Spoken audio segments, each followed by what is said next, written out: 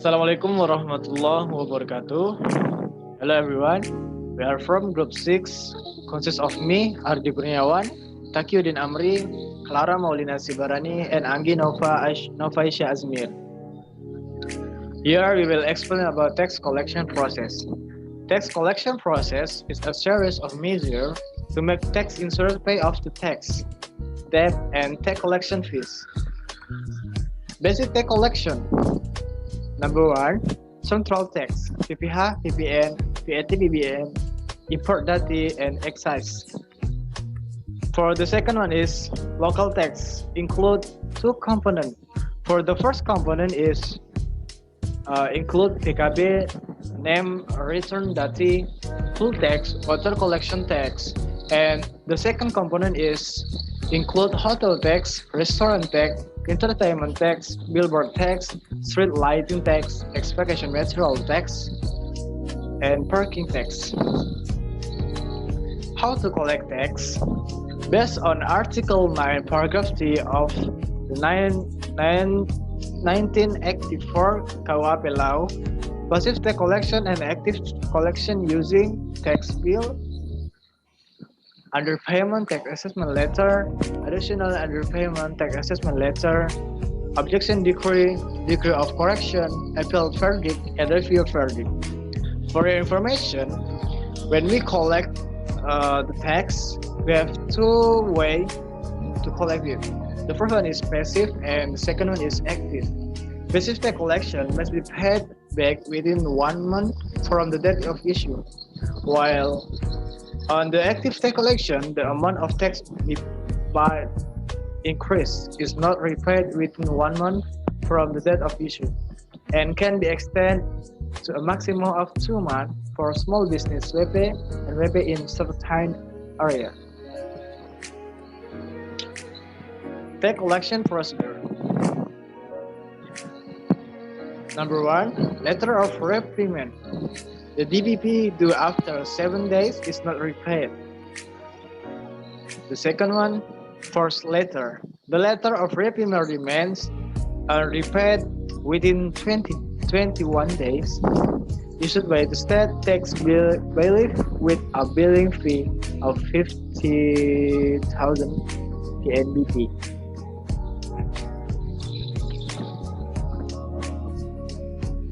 Letter of confiscation. Tax payable still has not been repaid within 2 times 24 hours after the first letter. The cost of implementing the confiscation of 100,000. The last is auction. The payable are still not repaid within 14 days after the confiscation of the certificate object will be auctioned through the state auction office. Alright, the next material will be explained by Takyudin Amri.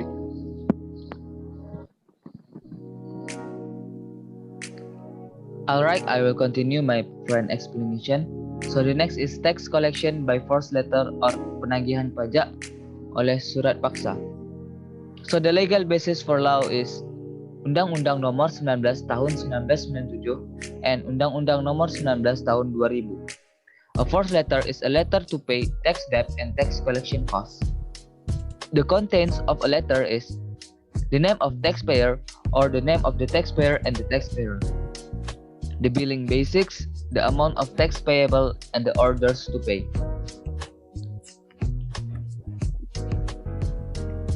Letters are issued when the taxpayer does not pay off the tax debt and he is issued a warning letter or other similar document. The taxpayer has carried out an instant and simultaneous collection, and also the taxpayer does not fulfill the condition as stated in the installment approval decision or tax payment postponement. The next is confiscation. A confiscation is the act of a tax bailiff to control the goods of a taxpayer to serve as collateral to pay off tax debt according to statutory regulations. The confiscable items. The first is the movable property. It includes car, cash, deposits or savings, stock, equity, etc. The immovable property includes land, building, and ship with certain gross content. The movable property that is exempted from the confiscation are clothing and bedding and equipment used by the taxpayer, foods and beverage supplies for 1 month's needs along with the cooking utensils that are in the house, equipment for taxpayer of an official nature obtained from the state, and the other S. The next is auction. An auction is any sale of goods in public by means of verbal and or written price quotes through an effort to collect interest or potential buyers. Notes about the auction. The auction can still be carried out even though the objection submitted by the taxpayer has not yet received an objection decision. The auction can still be held without the presence of the taxpayer. The auction is not held if the taxpayer has paid the tax debt and tax collection fees, or is based on a court decision or a tax court decision, or the auction object is destroyed. Next is prevention in Pasal 1 Ayat 20 UU PPSP. So, prevention is a temporary prohibition against certain tax bearers to leave the territory of the Republic of Indonesia based on certain reasons in accordance with the provisions of laws and regulations. The preventive provisions in Pasal 29 dan 30 UU PPSP. First is for the total tax debt of at least 100 million Indonesian rupiah and his goods paid is doubtful in paying off the tax debt. The conducted based on a preventive decision made by the minister at the request of the official, that is central tax or regional tax. And the preventive decision contains at least the identity of the tax bearer subjects to prevention, reason for prevention, and the maximum period for prevention is 6 months and can be extended for a maximum of 6 months. Next is taking hostage in Pasal 1 Ayat 21 UU PPSP. So, taking hostage is a temporary restriction of tax bearers' freedom by placing them in a certain place. The tax bearers who is held hostage is released if tax payable and tax collection costs has been paid in full, the period stipulated in the hostage order has been fulfilled, and based on a court decision that has permanent legal force, based on certain consideration from the Minister of Finance or the Governor. The provision for hostage taking in Pasal 33 UU PPSP are first, for the total tax debt of at least 100 million Indonesian rupiah and his good faith is doubtful in paying off the tax debt. Second, the conducted based on a hostage order issued by an official after obtaining a written permission from the minister or the governor of the TK1 region. And the hostage order contains at least the identity of the tax bearer, the reason for being held hostage, the hostage permit, the duration of the hostage being held, and the hostage place. I think that's all from me. The next will be presented by my friend.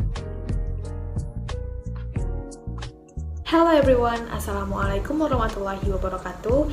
I am Anginova Isya Azmir and I will explain about tax proxy requirements.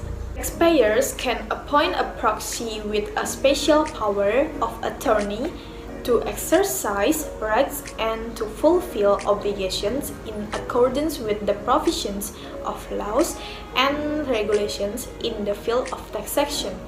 An attorney includes a tax consultant and not a tax consultant. A proxy cannot delegate the power of attorney received from the taxpayers to other people.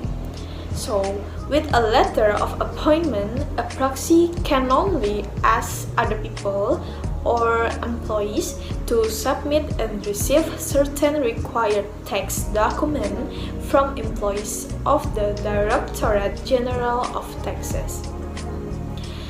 So, a proxy must meet the following requirements. There are first, master the provisions of laws and regulations in the field of taxation, and second, has a special power of attorney from the taxpayers who gives the power of attorney. And third, have a taxpayer identification number. And then the next is submitted the annual income tax return for the last 10 years. And then the last, never been convicted of a criminal offense in the field of taxation. So the special power of attorney at least will be contained. The first is name, address, signature on the seal, as well as the taxpayer identification number of the taxpayer granting power of attorney. And second is name, address, signature, and taxpayer identification number of the recipient of the power of attorney. And the last is authorize certain tax right and then obligations.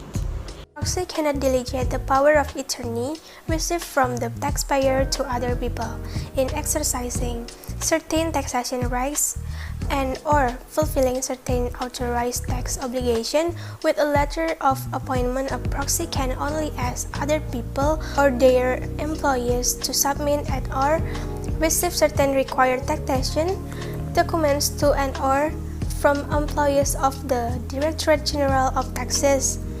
Other persons or employees appointed by a proxy must submit a letter of appointment to the employees of the Directorate General of Taxes. A proxy cannot exercise the rights and or obligation of the taxpayer who is authorized to him if in exercising his tax rights and or fulfilling his tax obligation. First, violating the provision of laws and regulation in the field of taxation. Second, obstruct the implementation of the provision of laws and regulation in the field of taxation. Or 3, was convicted of committing a criminal offense in the field of taxation or other criminal acts. And that's all from our group, so thank you for your attention.